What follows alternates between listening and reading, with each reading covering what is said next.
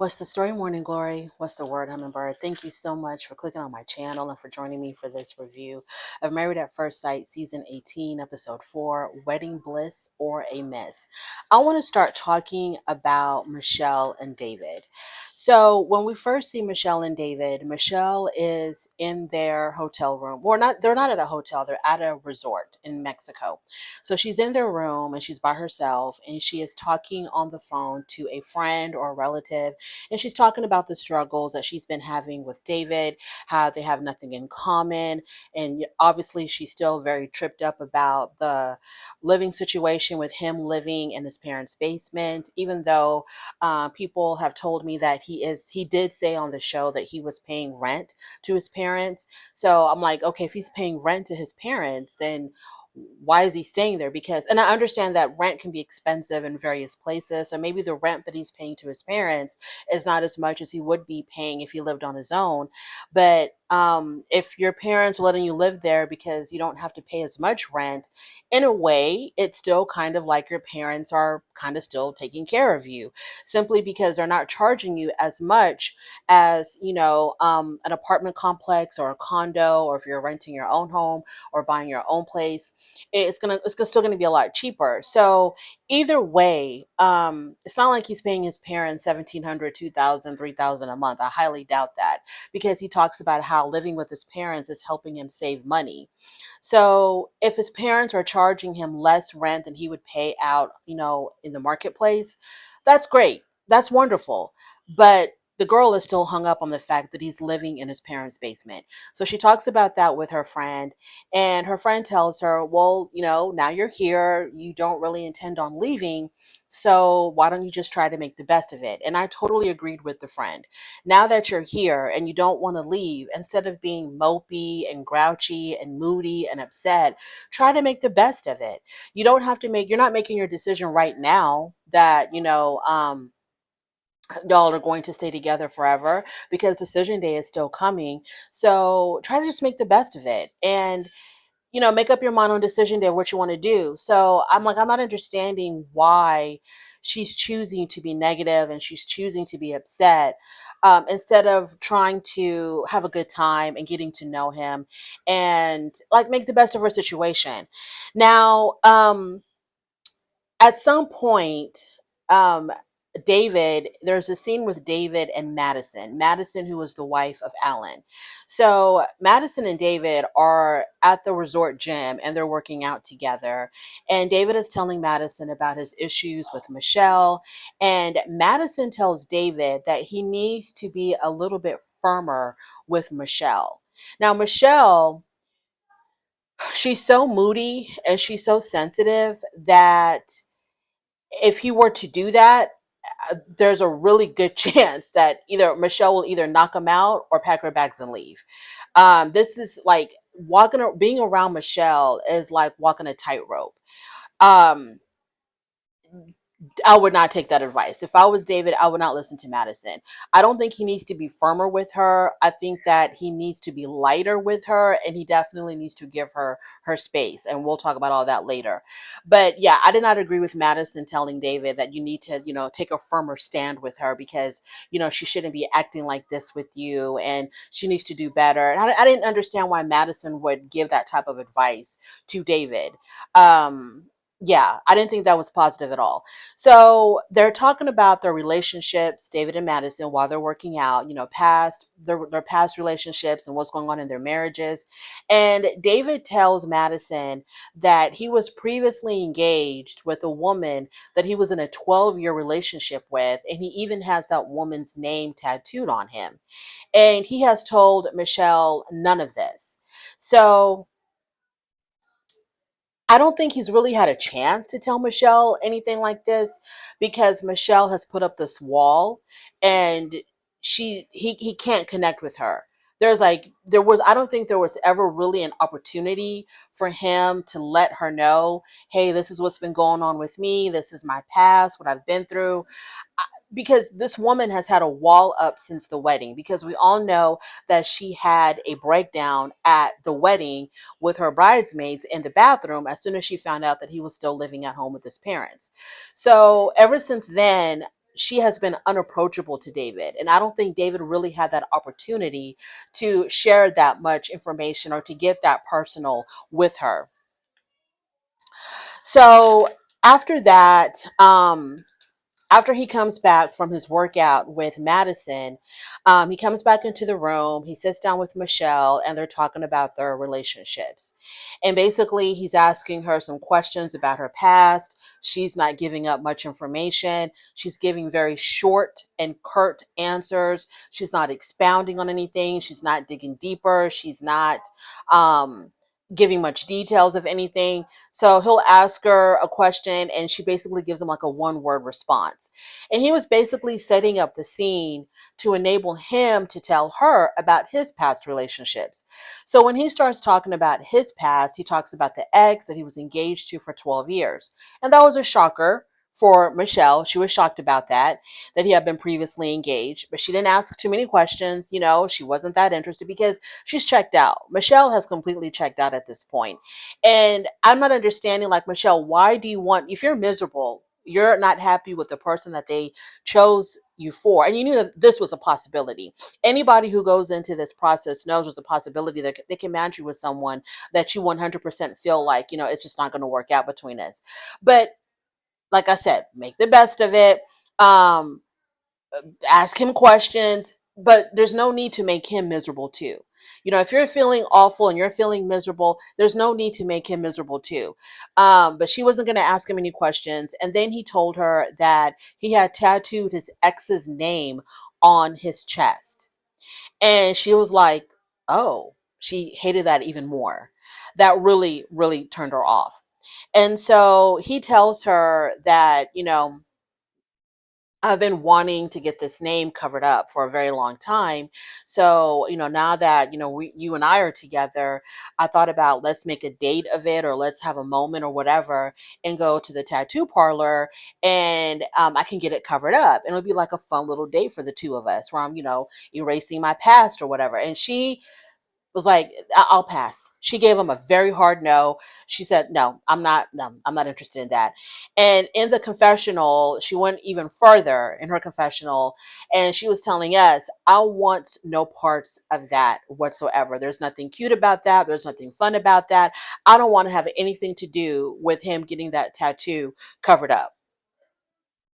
So David asks, I guess at this point now, because she's being, defensive and closed off and very cold, he's like, are you even attracted to me? Like, do you even like me at all? Anything about me? And she says that she is having a hard time finding the attraction between them. So then David says, well, okay, hopefully, we can work on that. And, maybe that can grow as we get to know each other better. Michelle just responds with, mm-hmm. So then after that, they have a complete breakdown in their communication. So she looks at him and she's like, you're like living in a fantasy land. In other words, because she sees him trying to be happy, she sees him trying to make it work with her. And in her mind, this relationship is dead in the water. You cannot be resuscitated. It is over. It is done. So she doesn't understand why he's even trying, because she's made up in her mind. It seems like, I could be wrong, but it seems like in her mind, she's already come to the conclusion that she will not be with this man. If she makes it to decision day, she's like, in her mind, she's already like, I'm going to say hell to the no when they ask me if I want to stay with him or not. And so she doesn't understand, like, why he's even trying, why he's being positive, why is he, going through the process. So she's like, you're living in a fantasy land. And he was like, what are you talking about? And so she tells him that their conversations are fake. Okay. Like, I don't know why she can't see that he's trying to get something positive out of this. He's trying to salvage something out of this. If we're going to take these people at face value, that they're actually here to find a lifelong spouse and they're not here for fame or money or clout or notoriety, if we're actually going to believe that they're here for the right reasons, then David is trying to still salvage whatever he can out of this relationship. And so him trying to make the best of it is not him living in a fantasy land. It's him really trying to connect with this woman. And so the conversations that he's trying to have with her are not fake. They're genuine. It's him trying to getting to know her. And he's been very there's nothing wrong with David other than the fact that he is still living at home. And she is going to hold that against him until kingdom come, because I don't see her accepting that in any form or fashion. And that's like the biggest mistake that they made when they matched these people, is the fact that they matched her with someone who was still living at home. And she doesn't care how pretty David and his family or anybody else tries to make it, as far as it's his own domain, it's his own apartment, he's paying rent, he has his own door, his own entrance and exit. He doesn't have to cross paths with his parents. He's not using his parents are not taking care of him. He has a job, he has his own money. It doesn't matter. The fact that he's living in a structure that is connected to his parents' home, she is not going to get over that. So other than that, this man has been respectful. He has been, kind to her. He's been really nice. He's looking out for her. It seems like he is really trying to connect, and we know that he's attracted to her. He is really trying to connect with this woman. So she's like, our conversations are fake. Your conversations may be fake, but his are not. He says that he's trying, but she gives him like nothing to work with. I try to get to know you. I'm asking you questions. You're giving me vague answers. She tells him, well, you're asking me vague questions. I didn't think his questions were vague, because he doesn't know what to say or how to say it to her, because she's like a ticking time bomb. And so he has to be really delicate. He can't dig too deep because she might get offended. Her family told him, you're doing too much and you're overwhelming her, and she needs her space. So he can't ask her, 100 questions. He can't dig too deep, because then he's probably doing too much and then she's going to get scared off.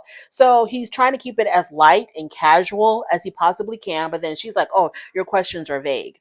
So he doesn't. Okay. So David says, are you close with your family? And she was kind of like, oh, why are you asking me that? And he's like, well, because I believe in family and I believe in being close to my family.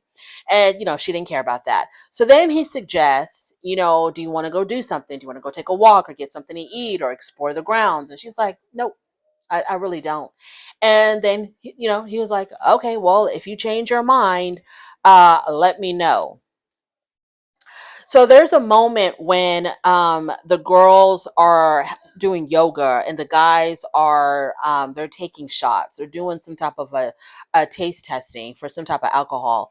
And so Michelle talks about her issues with David with the other girls. And every time Michelle was talking, the camera would pan to Madison. And we know that Madison and David, they had a little activity together in the gym. They're working out in the gym together. So I'm not sure if the producers, the editing process or the editors of the show, if they're trying to hint at that it was because there's rumors, right, that there was somebody committed an affair. And that's for sure. That's not a rumor. That's a fact. Because I think Dr. Pia, they showed us a preview of a future scene where Dr. Pia is talking to someone about them committing adultery or something. And the rumor is that it's two people on this show who were cheating with each other, or cheating on their spouses with each other. I don't know if that's true or if one of them was cheating with somebody outside of the show. I'm not really sure if it's someone within the show or someone outside the show, but every time in this yoga scene with the girls, whenever Michelle would talk about David, the camera would pan to Madison, like implying that maybe it was Madison and David that had the affair. I don't know, y'all. I can't read these signs. I don't know. I have no idea. But I noticed that. So Camille suggests to Michelle, try to concentrate on the positive, and Madison suggests to Michelle, try to ask him, deeper questions. Yeah, she's not interested in none of that. Michelle is not interested in none of that. So when we see Michelle and David again, David, they're sitting outside. It's been a really rainy couple of days in Mexico, so they're not doing much other than sitting around talking. So David and Michelle are having a conversation, and David is asking Michelle, what were your expectations in this? And she said that she wanted to be with someone who matched her lifestyle and could teach her things. And then David says to her, do you think I can meet your expectations, that I can do that for you? And she was like, basically, her answer was no. I don't think so. I mean, Michelle is blunt. she says exactly what's on her mind, and you either take it or leave it. But she's extremely blunt because she's extremely unhappy, and she's not going to sugarcoat a damn thing, and she's not going to try to be kinder with her words. She's upset. The way she's talking to him, she is through. I don't see Michelle coming back from this. Now, my other question is, in the after party, I don't. Has Michelle been on the after party? Has Michelle or Juan been at the after party? Because I've seen Carla more than once. I think Madison and Allan have been there more. Some of them have been there more than once, and some of them have been there at least once. I don't know if Michelle has been on the after party. Maybe somebody can put me up on game and let me know if Michelle has been on the, because if she has not been on the after party, I'm wondering if she made it to the end, or did she end up leaving, somewhere before decision day. So Michelle tells him that she is feeling smothered by him and that she needs him to back the hell up. Okay. She says, "You constantly checking in on me. I'm telling you I'm fine. Then 2 minutes later, you're checking in on me again. Yeah, I don't like that. I'm feeling very smothered by you, and I need you to back the hell up." So um, she says that the more he checks on her, the more pissed off she gets. And I'm just like, damn, girl. Like, girl, you are really so focused on the here and now, and you're not looking at the bigger picture. And if him living in his parents' basement is irking you, that damn girl, please pack your bags and go home.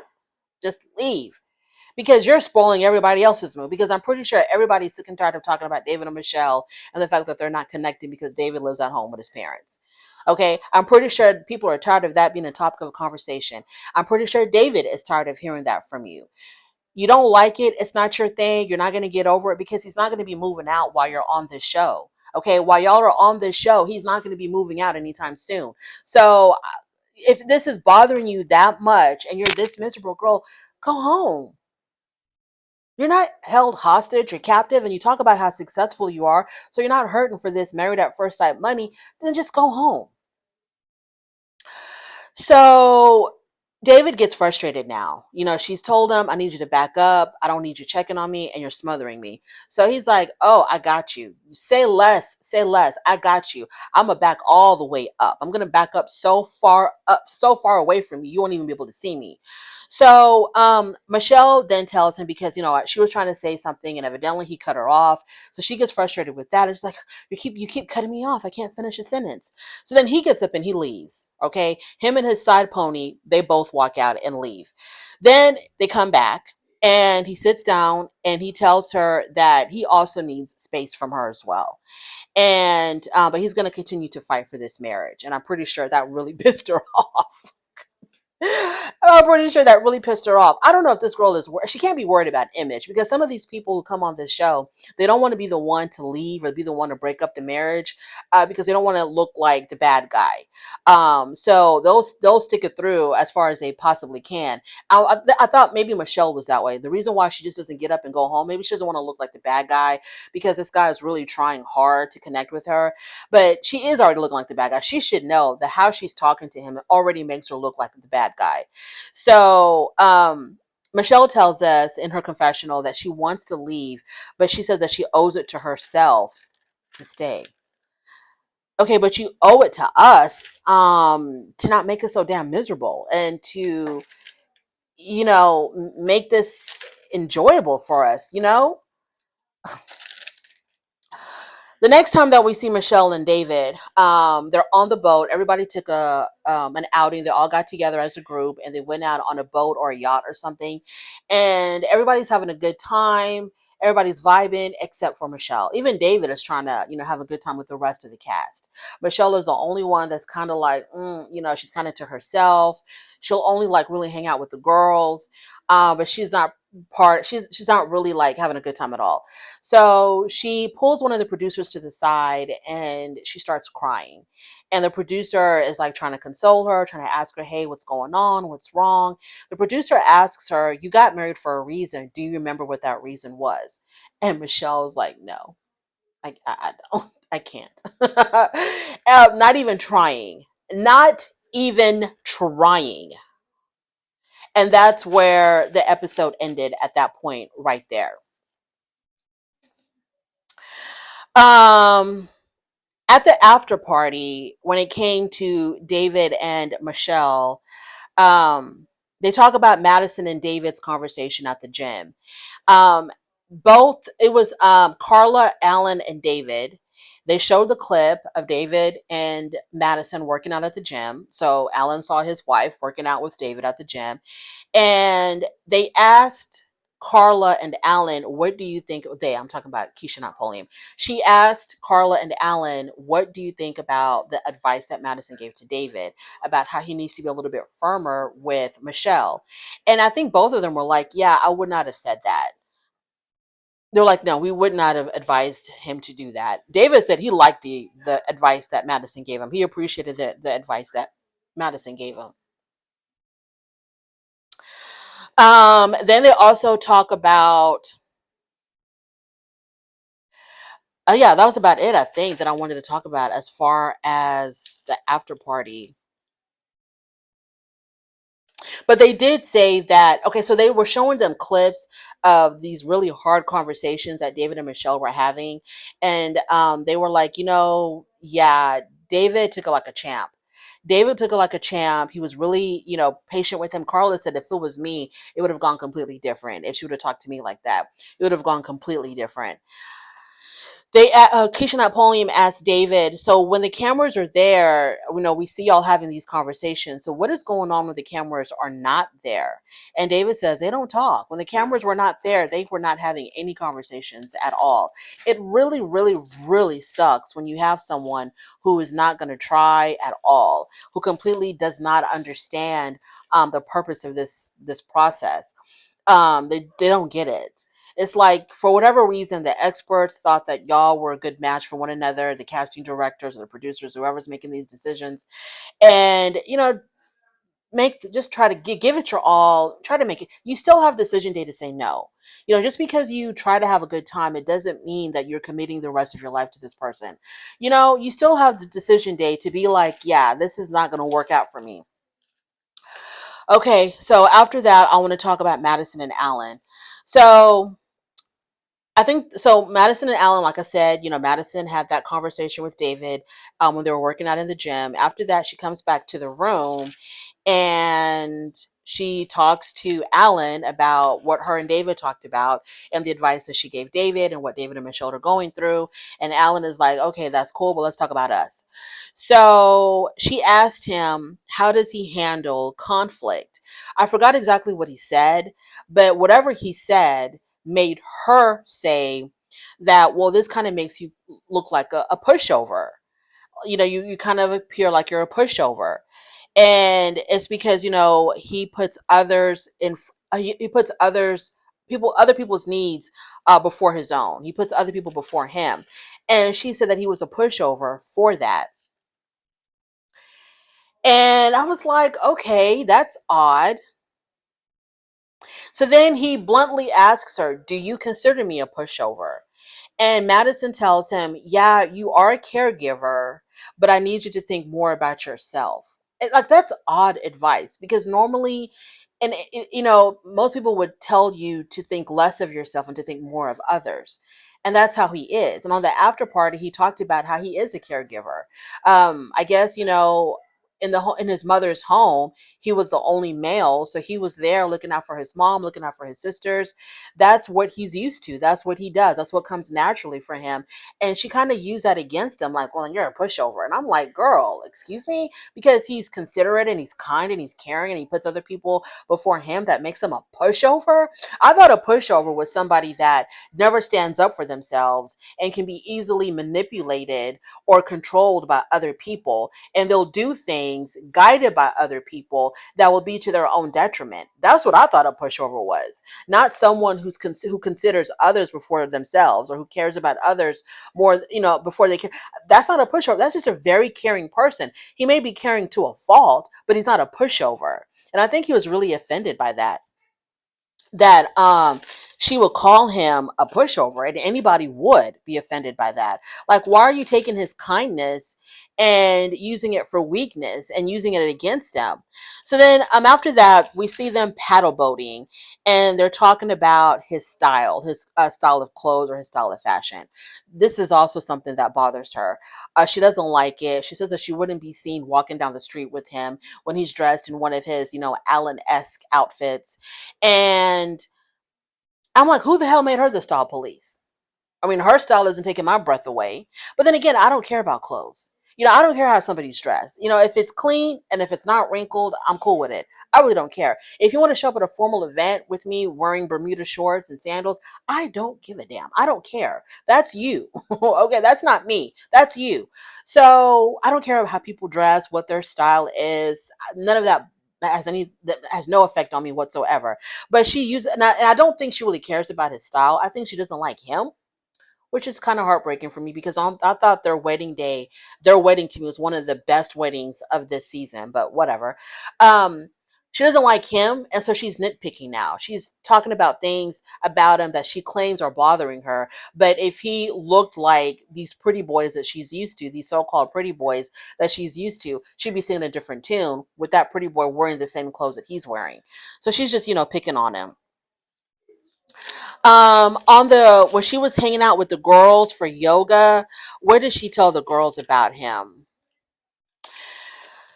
Madison tells the girls how she's struggling with Allan, and Allan tells the boys uh that he feels like what did he tell the boys? He, um what did they talk about it? I think they talked, oh, she's struggling with attraction. That's what she told them. She's struggling with attraction, and she's struggling with attraction. And did he tell the guys that he feels like she's not attracted to him? I forgot what he told the boys about that. So when they're on the boat, when they're on the group outing with the rest of the cast, and oh, that's what he told them. He feels like Madison is not attracted to him. Yeah, that's what he said. He told the boys when they were out taking, doing the taste testing, he says, well, I feel like Madison isn't attracted to me. And then when he said it, at that moment, the camera went to David. I'm like, what are these people doing? Like, what are they trying to hint at? Like, what are they trying to hint at? When they were on the group outing with the rest of the cast and they were on the boat, Madison and Allan had a conversation. And what were they? I think they were talking about how it was a positive conversation. They were both in it to try to make it work. They both saw things in each other that they liked, et cetera, et cetera. So hopefully, I don't know if I should still have hope for these people. I don't know. The fact that she picks on him for his fashion sense is like really pissing me off because who cares about clothes? Who like why does that even matter? And most men will change how they dress once they are in a committed relationship, once they are married. A lot of guys end up changing how they what they wear and how they dress to please their wives, according to their wives. So he might do the same thing. So I don't know why that's such a big deal to her. So after that, I want to talk about Imam and Eich. Let's talk about Imam and no, before that, let's talk about Carla and Juan. So when we first see Carla and Juan, they're talking about finances. Juan says that Juan tells her that if she wants to travel and do all of the things, that she's probably going to end up doing it alone because he's not a big spender. He talks about his expenses and everything else that he has to pay, and he has a regular 9 to 5, and then he has a startup company, and he talks about how his startup company sometimes, he has to shell out on a monthly basis in excess of $10,000 to pay his employees and to keep the business running. So he doesn't have money like that just laying around. And so she's the kind of woman that wants to travel and do all these things. She's going to have to be doing it alone. And I thought, I don't know, Juan, yeah, you shouldn't have said that. Y'all are supposed to be a team. Y'all are supposed to be a married couple. Y'all do things together. Why do you expect your wife to travel alone? That's just bizarre. If she wants to travel alone, fine. But I think most wives would love to travel with their husbands. And so he was like, hey, if you want to do all that stuff, you're going to have to do it by yourself, and count me out. I didn't like how he said that. So he tells her that if she like all kinds of activities that she might want to do when they're married, she's gonna have to do it alone because he is so busy and so entrenched in this startup company and his business and whatever else. Carla says that I don't expect him to take care of me, but I want him to want to take care of me. She's not expecting him just to throw money at her. She doesn't want to be a kept wife or a trophy wife, but she wants him to have that desire or that need to want to take care of her. Okay, that's, that's fair. I can dig it. That's fine. What are we to say to that? Um, I felt like this was a somewhat decent episode for Carla and Juan. They go out canoeing at one point and the canoe topples over and and Juan fell into the water. Carla was able to save herself and she didn't get a drop of water on her. And she took it all in stride. After they turned the boat back around or the canoe back around, Carla got back on the canoe and they continued on their little ride down the river. And Juan talked about how he was really impressed with Carla because, it didn't stop her fun. The fact that the boat capsized, it didn't want her, she wasn't like, oh my God, my hair, my clothes, I just want to go back to the room. No, she's like, okay, it capsized, whatever, turn it around and let's continue on our ride. And he says he likes to have a girl that just wants to have a good time. So she proved all of that. Then they went out and they got massages. And this was like a very sexually tense moment between Juan and Carla because, Carla's extremely flirtatious and she knows how to use her womanly ways to attract a man's attention. And she was doing all of that when they were having their massages. So he was like really, really struggling. But he said that he really wants to take it slow with her. He doesn't want to rush anything with her because in the past it has not proven well for him to rush into intimacy quickly after, in a relationship. So he says he's going to take things slow with her. I mean, he was fighting really, really hard. Now we can talk about Imam and Eich. So Imam and Eich are having a conversation and he talks about how at the age of 16, his dad had kicked him out of the house. Then he went to go live with his mom permanently. And when he went to go live with his mom, that's when he realized that he had an interest in education and helping children. And he talks about how he really wants to help children like inner city kids. He wants to show them a way out. He wants to show them a way to make a better life for themselves through education. And he really cares about the kids that he interacts with. And so he kind of got emotional when he talked about that. And I'm not going to take that away from him. If you're talking about the kids and how much you love the kids, how much you want to help the kids, and it makes you kind of choked up, I'm not going to say anything else about that. I'm going to take it for what it is. Now, Imam talks about how when she grew up, because she saw him getting emotional, and she says, it's completely different with me. I'm not an emotional person. I did not grow up in an environment where, we showed our feelings or we showed our emotions or we cried or we told each other, I love you. That wasn't a part of her childhood at all. On the after party, they asked Imam, so how did your parents show love? And she said they showed love by making opportunities for us, giving us things that they could only dream of. That's how my parents showed me that they loved me, by giving me a good life. She said that before her father passed away, they told each other that they loved each other, and that got her very choked up and emotional because they were not that type of family to say that. But for whatever reason, there was a moment that she had with her dad where they were able to tell each other that they loved each other before he died. And I thought that was extremely sweet. And that definitely tugged at my heart. So when Ikeche is out with the guys, he's talking about his relationship with Imam, and he's telling the guys that he sees Imam as like one of the homies. Okay. He said that. He says, I see her as one of the homies, but he followed that sentence up by saying, she makes it easy for me to be a husband. Okay, so he didn't just dismiss her off as she's one of the homies and that's what it is. He said, I feel like she's one of the homies. And he said something else. And then he said, she makes it easy for me to be a husband. So I interpreted that as he feels so comfortable with her that she feels like an old friend.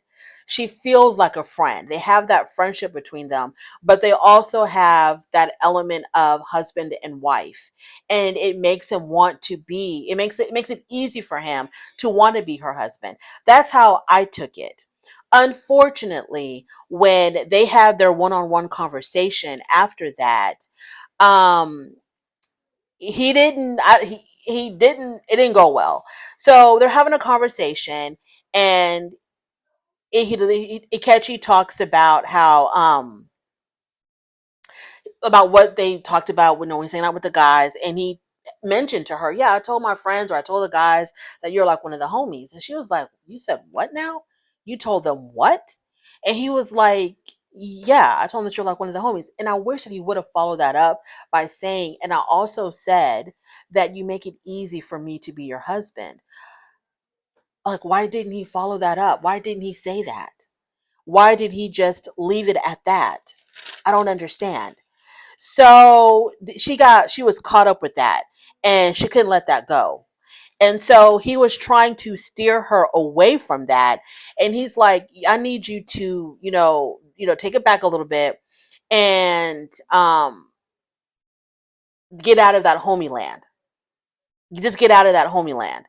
And it kind of bothered her. Okay, it kind of bothered her.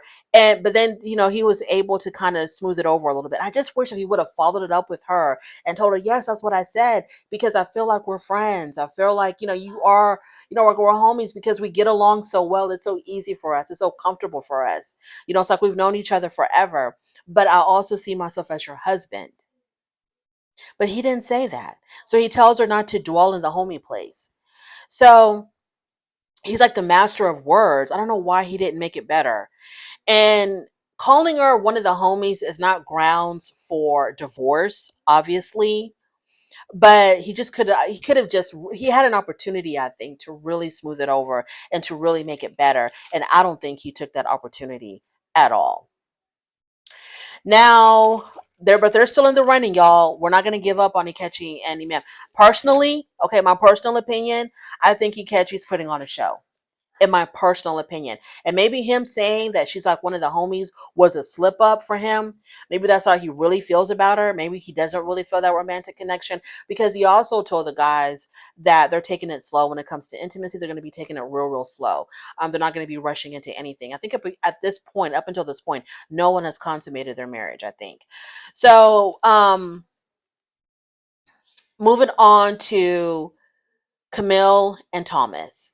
Camille and Thomas, to me, are doing good. Okay, they're doing really, really well. I don't know if it's the word I'm trying to think of is, are they too perfect? I don't know what it is. I feel like there's something missing between Camille and Thomas. They're doing good. Oh, let's talk about the conversation that they had at dinner. Oh, no. Let's talk about the conversation they had on the when they were out on the boat. They were like canoeing or something, or paddling. And oh no, they were on a rowboat. They were rowing. And she asked him, what do you think about gender roles, or like the roles that people play in their relationships? Like, are you the kind of man that wants to take the lead, or are you like letting your wife take the lead, or what? And he says that he doesn't believe in gender roles. He's like, I'm not really that kind of guy that, feels like I'm the king of the castle. I'm the ruler of the house. It's gonna go my way or no way, or whatever. He doesn't believe in that. He's like, both of us can take the lead. It's no big deal. Now she says that she prefers a man who wants to take the lead. I'm not going to hold that against her. That's fine. But she prefers them because she says that in her job, in her day-to-day job, she's the one making all these huge, important decisions. And so she wants to be able to come home and let go of that whole leadership role and let someone else take over the reins. That's what she prefers. To me, Thomas, I don't think he could be that way. I think Thomas is the kind of guy that will always be like, well, what do you think? Or what do you want to do? Or what is your opinion on this? What do you prefer that we do? I kind of see Thomas that way. I don't see him as like, I'm the leader. I'm the decision maker. I'm the one that's taking control of everything. I don't know. I don't really see him being that way. I don't think that's a bad thing either. My personal opinion, I think that there's going to be times when one person is going to take the lead, and there's going to be times when the other person is going to take the lead. I think it's a 50-50. I don't think it should always be one person, always the one making the final decision on everything. So, but that's what Camille prefers, and I don't think Thomas is like that. Then we see Camille and Thomas having dinner, and Thomas talks about how he found out that he was adopted. And he found out that he was adopted. He told her at dinner, he said that it was through his mom posting a message on Facebook. That's how he found out. She posted a message that said, I think it was on their birthday or something, and it was something about, oh, happy birthday to my twin boys, and something about them being adopted. And he was like, whoa, what the hell? So he had a conversation with his dad. Like, this is what I saw on social media. This is what mom posted. Like, what's up? Then the father told him that they were adopted. And then a few months after that, his father passed away. So, of course, when he told that story, I was like, oh, if you found out it, because he was in his 30s when he found out that he was adopted. So if you found out that you were adopted in your 30s, it means that your parents were trying to keep this from you. So why would a mother who is trying to keep that information from her son or from her sons, why would she post it on social media? It didn't make no sense to me at all. Like, they've been trying to keep this a secret, not telling them that they were adopted or whatever. But then you posted on social media that they're adopted. Well, on the after party, he explained it. He said that it wasn't the mom that raised him that posted that. It was an ex-wife of his father. So it was like an ex-stepmom that had said that. Which I was confused. So he was adopted by his stepmom, and then they got divorced, and then his dad's new wife was really the one that raised them, I'm assuming. Yeah, I need a chart. I need a chart, a Venn diagram, something with Thomas's family and what's going on there. So she also talks about how she came from divorced parents. And because of that, she automatically took on the role of being a nurturer, because he talked about she has a very calming spirit about her. And she says that she developed that when her parents got divorced because, I guess, her siblings or whatever may have been traumatized by it. And so she stepped up, and she was the one to always be the one to calm them down, I guess, and, calm people down or soothe them or nurture them. That's just her nature. And he compliments her on her caring nature. He says that's what he really likes about her, the fact that she's so caring and that she's so loving. Now she also told him, they talked about intimacy, and at some point she told him, hey, don't hold back. If you want to slap my booty, slap my booty. Don't hold back. I'm down with all of that. And so I guess because he was trying to be very respectful, and he didn't know like where her boundaries were, but she told him, I have no boundaries. Do what you want to do with all of this. So that was really cute of them. And I do see that connection between them. When they had that dinner scene talking about adoption and divorced parents and all of that, I loved that scene. Because I felt like they were really talking with each other. And it wasn't just you give information, I give information. You give information. They were having a conversation. They were asking each other questions because they were genuinely interested in one another. And I absolutely love that. They are my favorite couple. Now, in the yoga scene where the girls were all doing yoga, Madison had talked about how her favorite couple is Imam and Eich, that those are her role models because they're the ones in Madison's eyes that are doing the best. So I need Madison to get her eyes checked because the real MVPs are Camille and Thomas. Okay, Camille and Thomas, because they're quiet, I guess, and because they're not all about, hey, look at us, we love each other, look at us, we're getting along the best. Because they're not down with all of that fanfare, they're being overlooked.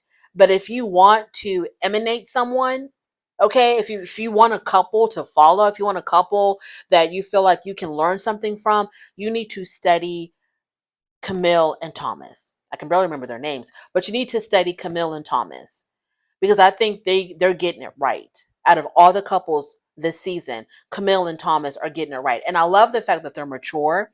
They're both in their mid, like she's in her early 30s, I think, and he's in his early 40s. They're very mature, they're very respectful. I just love Camille and Thomas. But I kind of feel like there's something missing there. That pizzazz, that spark, that something. Um they talk about how attracted they are to each other. I guess I'm just not seeing it. I guess that's what it is. I'm just not seeing the attraction. I know that they are because they tell us that they are, but I'm not seeing or feeling it. I'm running out of time here, so I don't know. I don't think I have anything else to say regarding the after party. Alan talked about how he's kind of surprised and confused by Madison because their wedding went so well. There was so much. It seemed like there was so much chemistry between them, but then after the wedding, it's like everything went downhill. He talked about that after that first high that he got at the wedding. They also talked about how the reason why he was like not really touchy feely with her, and she had to tell him, hey, if you want to hold my hand, hold my hand. If you want to touch my back, touch my back. He said to Keisha Napoleon that the reason why he was holding back was because after that first high that they had at the wedding, his little gestures were refuted. I guess, she was rejecting. I guess when he was trying to get touchy feely with her, she was pulling away or something. And that's why he had stopped touching her. But then she told him, hey, if that's what you want to do, I'm cool with it. They talked about that weird scene that Carla and Madison brought up at last week's after party, where they said that they were all at some group event. I don't know which one they're talking about. And Allan was glaring at Madison from across the way. He had this angry, scary look on his face, and he was just staring Madison down. So Keisha Napoleon asked Allan about that, and he was like, I don't remember looking scary or creepy or anything like that. I had these women who were dancing in front of me and was making me uncomfortable, and all I wanted to do was to be with my wife. And so Carla was like, oh, well, now that you've explained it, I see it differently now. That was an awful thing to say, that he had this scary look on his face and he was glaring at Madison because Madison co-signed all of that. She co-signed all of that. What did they say when Madison got there? Madison is struggling with his sense of fashion. When she talked about his crazy fashion, Keisha Napoleon told Madison, you need to connect more with his heart. Forget about his fashion and try to connect with his heart. Madison says that fashion isn't going to make or break them. So then stop talking about it. Okay, just stop talking about it. And she's hopeful that attraction can work between them. I seriously doubt that. They talk about the scene between Michelle and David, where Michelle told David, just back off and give me some space. They all agree that Michelle was really harsh with David when she said that. And Keisha Napoleon said that Michelle should have spoken more. She should have spoken more with kindness. Oh, they also talked about the scene where Madison was calling Allan a pushover. And Keisha Napoleon told Allan the reason why she told you that was because she's not used to being cared for like this. She's not used to someone showing her this much respect and care. So that's why she's kind of turning it into a negative. And because she didn't have that initial attraction with him, she doesn't really appreciate what she has in a husband. So I'm glad that Keisha Napoleon put her in her place.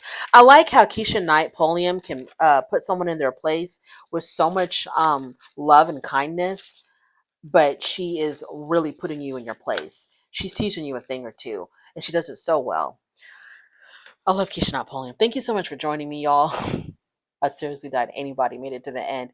I really do appreciate it. On your way out, please do not forget to rate the video. If you like this content, subscribe to my channel, and you know that I will definitely be talking to you later. Bye.